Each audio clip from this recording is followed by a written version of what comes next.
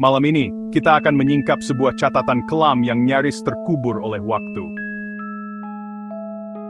Sebuah peristiwa yang dikenal sebagai tragedi Lentera Merah. Mungkin nama ini terdengar asing di telinga sebagian dari kita. Ia tidak selalu tertulis tebal di buku-buku sejarah yang kita pelajari di sekolah.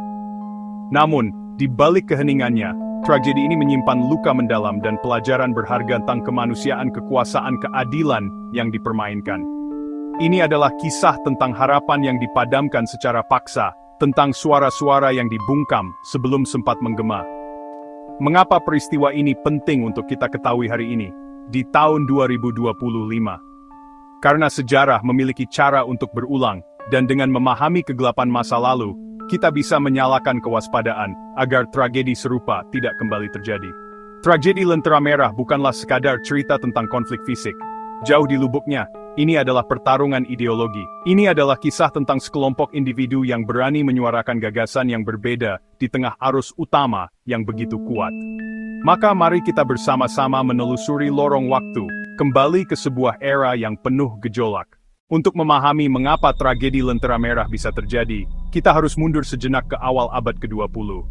Saat itu, dunia sedang berada di persimpangan jalan. Ide-ide baru tentang nasionalisme, sosialisme, dan kemerdekaan mulai bersemi di berbagai belahan dunia, termasuk di negeri kita. Kondisi masyarakat saat itu sangat timpang. Ketidakadilan ekonomi terasa begitu nyata. Segelintir elit hidup dalam kemewahan, sementara mayoritas rakyat jelata terperangkap dalam kemiskinan dan keterbelakangan. Jurang sosial yang menganga ini menjadi tanah subur bagi tumbuhnya benih-benih ketidakpuasan dan radikalisme. Rakyat mulai mempertanyakan tatanan yang ada, mencari alternatif yang bisa menawarkan harapan akan kehidupan yang lebih baik. Secara politik, stabilitas terasa begitu rapuh. Pemerintah yang berkuasa saat itu cenderung otoriter, memandang setiap kritik sebagai upaya subversif yang mengancam kedaulatan. Ruang untuk berpendapat sangat dibatasi. Sensor media merajalela, dan organisasi-organisasi yang dianggap berseberangan dengan garis haluan negara diawasi dengan ketat. Dalam atmosfer yang penuh tekanan inilah, kelompok-kelompok intelektual dan aktivis muda mulai bergerak di bawah tanah. Mereka mengadakan diskusi-diskusi rahasia di ruang-ruang tersembunyi, menerbitkan buletin-buletin stensilan secara sembunyi-sembunyi, dan menggunakan seni sebagai medium untuk menyuarakan kegelisahan mereka. Lentera Merah adalah salah satu dari sekian banyak kelompok kecil ini. Aktivitas mereka, meskipun berskala kecil dan damai, mulai menarik perhatian aparat keamanan yang paranoid. Kondisi ekonomi yang memburuk mempercepat eskalasi ketegangan. Pemerintah, alih-alih mengatasi akar masalah, justru memilih jalan pintas dengan mencari kambing hitam. Tragedi itu memuncak suatu malam yang dingin di musim gugur tanggal 12 Oktober 1928. Malam itu, anggota kelompok Lentera Merah berkumpul di kedai teh langganan mereka di distrik Bunga Persik. Agenda mereka malam itu adalah pementasan drama kecil yang mengisahkan perjuangan seorang buruh pabrik melawan kesewenangan majikannya. Suasana di dalam kedai terasa hangat, penuh dengan tawa dan semangat intelektual. Mereka tidak menyadari bahwa di luar, kegelapan yang sesungguhnya sedang mengintai. Puluhan aparat keamanan berpakaian preman yang didukung oleh milisi sipil yang telah dihasut oleh propaganda telah mengepung seluruh area distrik. Sekitar pukul 10 malam, ketika pementasan drama mencapai klimaksnya, pintu kedai teh didobrak dengan kasar. Puluhan aparat menyerbu masuk berteriak dan membalikan meja. Kepanikan seketika meledak. Tanpa peringatan atau proses hukum, mereka mulai menangkap siapa saja yang ada di dalam. Perlawanan verbal dibalas dengan pukulan popor senapan. Di luar kedai, situasi lebih kacau. Milisi sipil yang ikut dalam pengepungan mulai melakukan perusakan, membakar lentera-lentera merah yang menjadi simbol distrik tersebut, dan menjarah toko-toko kecil milik warga yang dianggap simpatisan. Kekerasan tidak berhenti di situ. Mereka yang ditangkap tidak dibawa ke kantor polisi, melainkan digiring ke sebuah gudang tua di tepi kota. Di sanalah babak paling kelam dari tragedi ini berlangsung.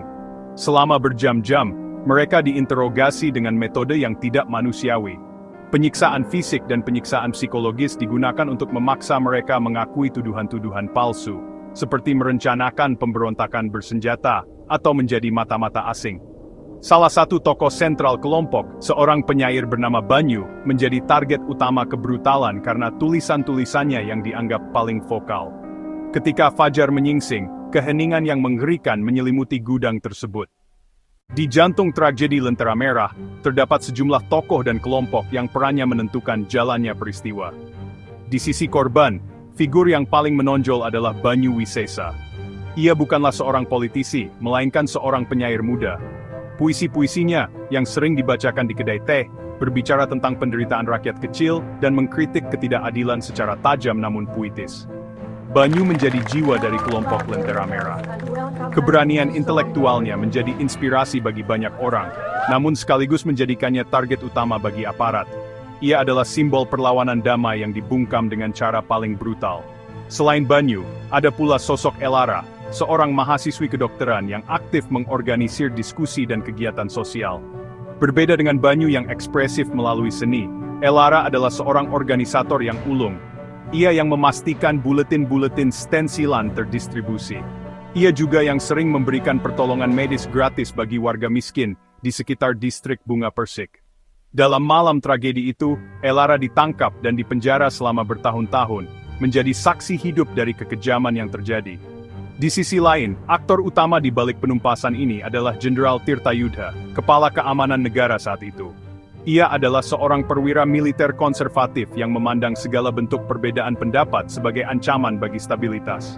Ia yang memerintahkan pengintaian. Ia yang menyetujui penggunaan propaganda hitam. Ia yang memberikan lampu hijau untuk penyerbuan brutal pada malam itu. Jenderal Tirtayudha tidak bekerja sendiri.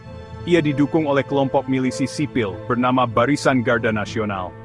Kelompok ini direkrut dari kalangan preman dan warga sipil yang termakan oleh propaganda pemerintah. Pada malam tragedi, Barisan Garda Nasional bertindak sebagai perpanjangan tangan aparat, menunjukkan betapa berbahayanya ketika massa sipil dimobilisasi oleh negara untuk menindas sesama warganya sendiri. Dampak langsung dari tragedi Lentera Merah adalah hancurnya sebuah gerakan intelektual yang baru mulai bersemi. Suara-suara kritis dibungkam secara efektif. Para penyintas yang keluar dari penjara bertahun-tahun kemudian hidup dalam ketakutan dan trauma. Secara sosial, tragedi ini meninggalkan luka yang dalam dan perpecahan di tengah masyarakat.